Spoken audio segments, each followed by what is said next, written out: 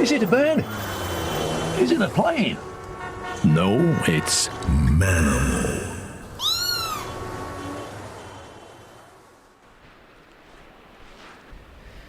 Do you know what a seahare is? No, neither do I. I think that's what he said. And as luck would have it, he's paddling here now, just in front of me. He's excelled himself and found not one, not two, I think several. Now, I'm calling them seahares. You did say seahares? That's quite right. We've got 7 here, which is fantastic, actually. You're quite right to be sceptical. They were here a few days ago, and as is often the case, you sort of think, well, we'll go and see if we can find them again, and chances are they won't be here. But no, we're in luck today. We've got 7 of the little darlings here.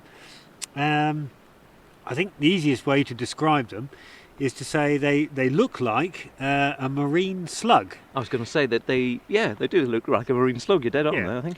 And many people would think they probably were a sea slug, and there are several species of sea slug which do exist. But these are related to them, but these are actually sea hares, and there are certain differences. For many people who walking along the shoreline, if you encounter one of these, you'd probably look down on it. These ones were actually laying above the strand line on the sand and the mud up here, and to all intents and purposes, they just looked like a piece of bloated seaweed. Just sort of, like a seaweed bladder laying there. Pick them up, carry them over here into the water, pop them in the water, and miraculously they come alive. And you can see them stretching themselves out. Their antennae are pushing forward. We'll talk a little bit about those in a minute. But they now look like very large slugs with wavy wings on their back. Yes, that's... I couldn't do better myself. A perfect description, really. They do. I have to say, when you first saw them, I thought, what's he getting excited about a piece of seaweed for? But again, if you just wandered past, you honestly, marvellous camouflage, which I assume it is, because you really wouldn't know as you walk past that it was an actual marine mollusk of some kind there. And yes, once they've stretched out, a rather sort of well-fed slug with, yes, what best described as these wings on the back. Now they are herbivore. They live on the seaweed, and they browse through the kelp and the rack beds. So they're feeding on those areas. We've got one here. We've got 7 in front of us. One of the ones I picked up and brought over here. As I put it down, it actually ejected a very bright pink, purple ink. Look at that! How incredible! I don't know if it'll do it again. Absolutely, it really is a very vivid pinky purple dye, almost for all the world like someone's tipped a bit of iodine into the water. Sort of thing you expect coming out of your printer, your computer printer. That's incredible. And they eject this ink as a form of deterrent for any other animals, organisms that are trying to predate on them. So when you're picking them up to move them, something like this, quite often they will eject the ink. And sometimes you get a whole cloud of it, and they'll just disappear into this little cloud of bright pink or purple ink. It just depends slightly on what they've been feeding on and what the colour is that comes out. These ones, the hairs themselves, they're a mottled dark brown. The wings are a lighter colour brown on the inside. And as I say, they have these what appear to be antennae coming from the front of their head, 2 pairs. They have got an extremely good sense of smell. They're very sensitive on the smell. And this particular species we've got here, I'm afraid there isn't an English name for this particular species, but they tend to come ashore. We find them coming ashore just often for a few days or a couple of weeks in the late spring. So there are plenty of records of them in Manx waters, aren't there? Well, it's like many things. The numbers of records, the chances of seeing them on the beach are relatively rare. There are people who've probably lived on the island all their lives and have never seen one and didn't even know they existed. Talk to many divers, marine biologists, they'll know all about them. But actually the frequency of seeing these in rock pools is very low, and it tends to be that they're quite a seasonal thing. So most people, it's a rarity to see. Most people will have never seen one before, but we had a lady who rang in and said she'd seen these down here. she'd seen several hundred, Good Lord. including some up to a foot long. Oh, wow. And the biggest ones, the biggest species, they can reach up to 2 feet in size and be about 2 kilos in weight. Your mind boggles. So we haven't. So she saw one a foot long. She saw one a foot long, So that's not bad going then. which is quite an impressive Little size. chaps here. The biggest one here is probably 2 inches, 2.5 Ooh. inches, 3 inches. I think this one here is stretching out, probably reach 3.5 3.5 inches perhaps, yeah. when he or she has got to full extent. So, interestingly, they are used in medical research because they do have the nerve endings. Unfortunately, they have very large ganglion and nerve endings, so they're a non-vertebrate that is often used in medical research and sometimes bred for that purpose, which is a sad thing to think of in a way, but that's the way medical research is.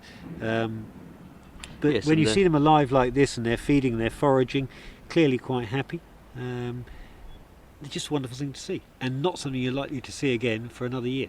Oh, they're terrific. They really are fascinating looking things. But I have to say, for seahares, they're no faster than slugs. Well, that was the one thing I was pondering. I was thinking, why sea hare? Is it the antennae looking like hare's ears? Was it the fact that the sea slugs, because there are sea slugs, did they get Yeah. in there first and it was just a case of, think of another name, they look like ears, sea hares? Because you have to say, they do look for all the world like slugs, and you'd be hard pressed to make any form of hare out of them, marine or otherwise. I think the name probably originated from these the antennae, Antennae. as people call them, at the front of the animal, and the fact there's 2 pairs, and the back pair very often is quite large, so it looks a bit like a pair of hare's ears, and this one, the top of the group that we're looking at, is got its extended. They also differ from the sea slugs in that they have these wavy fringes, and they use those for swimming. And they can move at a reasonable speed if they wish to. Those 2 lines of wavy fronds along the top of the back there, they can use those for swimming at a respectable speed. They are fascinating little things. So there you go. You see, sea hares. Hare today, gone tomorrow, whatever the phrase is.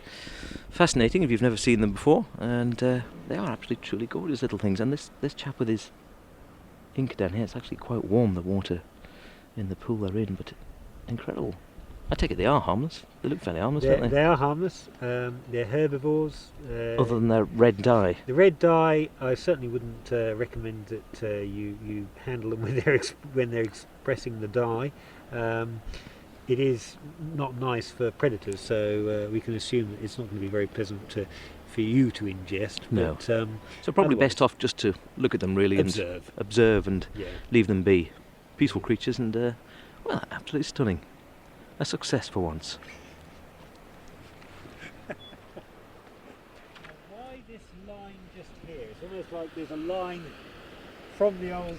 Just the way down, yes. We've just come a bit further up on a hunt for a few more, and, well, we found at least another 3. Nothing, I'm afraid, a foot long or weighing several kilos, all pretty much the same sort of size, 2, 3, 4 inches perhaps long, and a bit thicker than your thumb perhaps.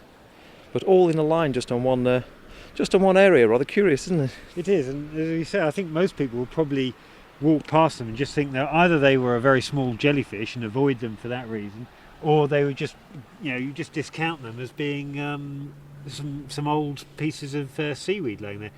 These are all, I picked 4 up. We found 4 just now, a further 4 to the original 7. 3 of them are a purple colour. One's actually a greener, browner colour. Yes, quite a different shade there. They're all about 1.5 inches across, but they're all shriveled up, and they look as though, to all intents and purposes, like a lump of purple or green snot, if I might say. So not much. Beautifully put, I feel. So we'll just place these in the water, and it's almost like watching some of those magic dehydrated Yes, those. things you get from the joke shop. That's right. I used to love those shells, and you put them in the bottom of a pint Yeah. glass, and they opened up. Here And we here we go. Not a good Yeah. that. Already the small green one, the antennae are starting to unfold. One of the purple ones, the wavy fronds on the back of the body, and the antennae are popping out now. one of the purple ones is emitting ink, just a little bit.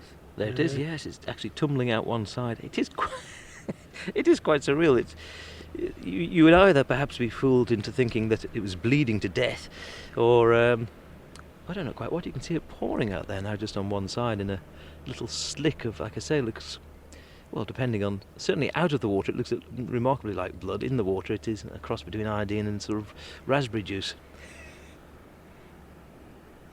Yeah, looks like all four of them are actually going to start moving. In fact, two of the others are emitting ink now. Interesting. There's a veritable slick coming out of, and I think even the fourth one of this latest batch is going to join in on the inking front. But there again, if you've suddenly been yanked up, you see, unsuspected and put down in the pool, I suppose they could feel that they were under attack gently, even when they're being gently lowered and put back into the water here. But fascinating.